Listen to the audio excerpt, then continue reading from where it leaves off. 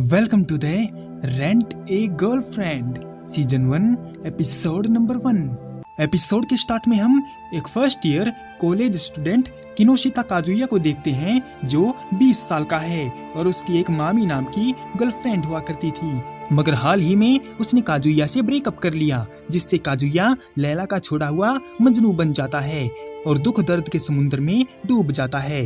हालांकि उनका रिलेशन 1 महीने पहले ही हुआ था और काजुया ने हर एक मुमकिन कोशिश की थी उसको ऐश कराने की, मगर फिर भी उसने काजुया को छोड़ दिया और मामी के उसको ब्लॉक करने के बाद काजुया को लगता है कि वो अपने नए बॉयफ्रेंड के साथ रात रंगीन कर रही होगी। इसलिए इन सब ख्यालों से बाहर निकलने के लिए काजुया अपना दिल बहलाने का जुगाड़ करने लगता है। तो उसे एक ऐसी साइट के बारे में पता चलता है जहां पर गर्लफ्रेंड 1 दिन के लिए किराए पर मिलती है। तो काजुया अपने जख्मों पर मरहम लगाने के लिए मिजुआरा चिजुरू नाम की 19 साल की हाई क्लास रेंटल गर्लफ्रेंड लड़की के साथ डेट बुक कर लेता है। और जब अगले दिन मिजुआरा काजुया से मिलती है तो काजुया उसे देखता रह जाता है, क्योंकि वो तो देखने में एकदम कड़क माल है।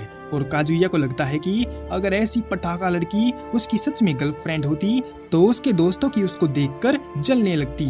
इसके बाद डेट प्लान के मुताबिक वो दोनों एक एक्वेरियम में आ जाते हैं, जहां पर मिजुआरा को एक मच्छी ग्लोलाइट टेट्रा का नाम तक नहीं पता था। ऐसा इसीलिए क्योंकि वो अपने गर्लफ्रेंड मोड पर थी और काजुया को ऐसा महसूस करवाना उसका काम है कि वो सच में किसी डेट पर आया है। मिजुआरा उसका हाथ भी पकड़ती है और मीठी मीठी बातें भी करती है। शाम होते ही मिजुआरा का काम खत्म हो जाता है और वो अपने रास्ते चली जाती है। लेकिन काजुया शाना बंदा है, वो समझ जाता है कि मिजुआरा बस अपने काम के मुताबिक एक्टिंग कर रही थी और उसकी फीलिंग के साथ खेल रही थी, जिससे गुस्सा होकर काजुया उस रेंटल गर्लफ्रेंड साइट पर जाकर मिजुआरा की प्रोफाइल पर 1 स्टार के साथ नेगेटिव फीडबैक देता है। फिर उसे याद आता है कि वो तो अपने पैसों को यूं ही बर्बाद नहीं कर सकता, क्योंकि उसके पापा ने लिमिटेड पैसे ही दिए थे और उन्होंने और पैसे देने से भी इनकार कर दिया था, जिससे काजुया को काफी गुस्सा आता है और वो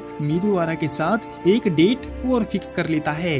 अगले दिन फिर से मिजुआरा अपने गर्लफ्रेंड मोड में उससे मीठी मीठी बातें करती है और कल वाली डेट पर मिले रिव्यू पर मिजुआरा उससे माफी मांगती है। काजुया उसकी पेमेंट देकर पूछता है कि क्या उसको लड़कों के दिल से खेलते हुए डर नहीं लगता।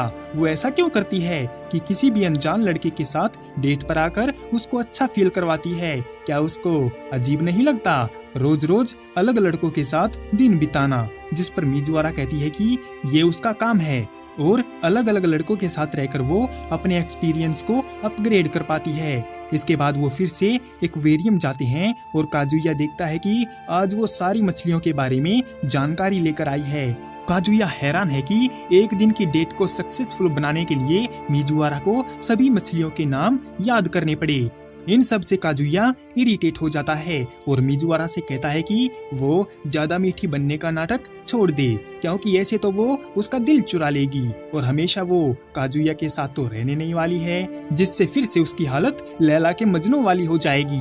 तो ये सब करके काजुया को फायदा क्या मिलेगा। मिजुआरा देखती है कि सभी लोग उन्हीं को देखे जा रहे हैं, इसलिए वो काजुया को पकड़कर खोपचे में ले जाती है और गुस्सा होकर उस पर चढ़ जाती है कि उसकी हिम्मत कैसे हुई उसकी इंसल्ट करने की। और रही बात उसकी एक्टिंग की, तो वो खुद चल के उसके पास नहीं आई थी, बल्कि काजुया ने ही उसके साथ डेट फिक्स करके अपनी जी मरवाई थी। और वैसे भी मिजुआरा तो बस अपना काम कर रही है उसको अच्छा फील करवाने के लिए। मिजुआरा काजुया को कल 1 स्टार की रेटिंग देने के लिए भी धमकाने लगती है, जबकि काजुया तो उसके इस रूप को देखकर हैरान था।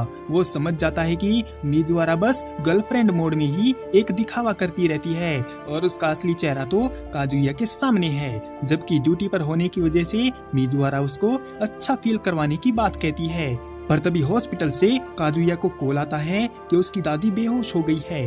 काजुया भाग कर जाता है और मिजुआरा भी उसके पीछे जाती है, क्योंकि पेमेंट वो ले चुकी है और ड्यूटी करना अभी बाकी है। इसके बाद जब काजुया हॉस्पिटल जाता है तो वहाँ उसकी दादी, माँ और पापा मिजुआरा के बारे में पूछते हैं कि वो कौन है। उनके मन में एक बात बैठ गई थी कि काजुया की तो कभी जीएफ बनेगी ही नहीं, क्योंकि वो एक नंबर का मास्टर बेटर है, जिससे काजुया की ईगो हर्ट हो जाती है और वो जोश में आकर मिजुआरा को उनसे अपनी गर्लफ्रेंड के तौर पर मिलवा देता है और मिजुआरा भी अपने गर्लफ्रेंड मोड पर आ जाती है। उन सबको झटका लगता है कि इतनी सुंदर लड़की इस हिलाने वाले के हाथ में कैसे आ गई। दादी उसी टाइम जिद पकड़ लेती है कि अभी के अभी उन दोनों की शादी करवा दी जाए, लेकिन मम्मी पापा के कहने पर दादी शांत हो जाती है और उनसे पूछती है कि वो दोनों अब जीएफ बीएफ हैं, तो क्या उन्होंने अभी तक बिस्तर गर्म किया है या नहीं। ये सुनकर मिजुआरा मना कर देती है और कहती है कि वो एक दूसरे से बहुत प्यार करते हैं, इसलिए वो शादी के बाद ही अपना मुंह काला करेंगे। और तभी दादी उनको जल्द से जल्द अपनी जिंदगी खराब कर लेने को बोलती है और अपनी दोस्तों को बुलाने चली जाती है ताकि उनको अपने पोते की जीएफ से मिलवा सके। लेकिन मिजुआरा इस बात के खिलाफ हो जाती है, क्योंकि उसकी दादी भी आसपास के वार्ड में ही एडमिट हुई है और उसने अपनी जॉब के बारे में भी उनको नहीं बताया है और कहीं उसकी पोल ना खुल जाए, इसलिए वो दोनों पास वाले रूम में जाकर छुप जाते हैं। वो दोनों खिड़की से भी नहीं भाग सकते थे क्योंकि वो 5th फ्लोर पर थे। दादी उनको ढूंढते हुए उसी रूम में आने लगती है तो मिजुआरा काजुया को लेकर बिस्तर पर कूद जाती है और चादर ढक लेती है। दादी वहां आती है तो उसको कोई नहीं मिलता और चादर के अंदर गर्मी बढ़ जाती है क्योंकि काजुया का बहुत कुछ मिजुआरा को टच कर रहा था। तो मिजुआरा उस पर केस ठोक देने की धमकी देती है। दादी को बताया जाता है कि 2 बच्चे अभी अभी बाहर भाग कर गए हैं, तो दादी वहां से निकल जाती है और मिजुआरा के ऊपर लेटे काजुया को लगता है कि वो एक दिन के लिए तो उसकी गर्लफ्रेंड है, इसलिए वो मिजुआरा की खटिया खड़ी कर सकता है। पर तभी मिजुआरा उसके गोटे फोड़ देती है और साफ साफ मना कर देती है कि वो उससे अपनी खटिया खड़ी नहीं करवाएगी, क्योंकि भले ही वो किराए की गर्लफ्रेंड हो पर अभी भी वो वर्जिन है। पर तभी वहाँ पर मिजुआरा और काजुया की दादी आ जाती है तो काजुया सब सच बताने लगता है तो मिजुआरा उसको रोक देती है क्योंकि उसकी दादी पहले से ही बीमार है और अगर वो सच सुनेंगी तो शायद टपक जाएगी। और वहीं दोनों दादी सपने देखने लगती हैं कि वो दोनों जल्दी से अपनी जिंदगी खराब कर लें ताकि वो चैन से टपक सकें। इसके बाद मिजुआरा कहती है कि उसे ये सब मजबूरी में करना पड़ा और काजुया को ये सब खत्म कर देना है, ये बोलकर कि उनका ब्रेकअप हो गया है। जिस पर काजुया कहता है कि उनकी एक दुकान है जिसका नाम नागोमी शेक है, जो कि उसके दादाजी ने रखा था उसकी दादी के नाम पर। और उनके चले जाने पर दादी ने बड़ी मुश्किलें झेलकर पापा को पाला और अपनी दुकान का नाम बड़ा किया, जिससे घर वालों के लिए दादी किसी ईश्वर से कम नहीं है। और यही वजह है कि उनके मरने से पहले काजुया अपनी गर्लफ्रेंड को उनसे मिलवाकर शादी करना चाहता है, क्योंकि दादी की यही एक आखिरी ख्वाहिश है। और जब काजुया ने मामी को ये सब बताया तो वो काजुया को छोड़ गई और काजुया ने अपने अकेलेपन को मिटाने के लिए मिजुआरा को गर्लफ्रेंड के तौर पर हायर किया था। जिस पर मिजुआरा कहती है कि दुनिया में सब अकेले हैं, फर्क ये है कि कोई उससे दोस्ती कर लेता है और कोई उससे दूर भागता रहता है। और रही बात इस मुसीबत की, तो आगे भी मिजुआरा काजुया की मदद कर सकती है अगर वो उसकी खटिया खड़ी करने का ख्याल मन में ना आने देने की जुबान देगा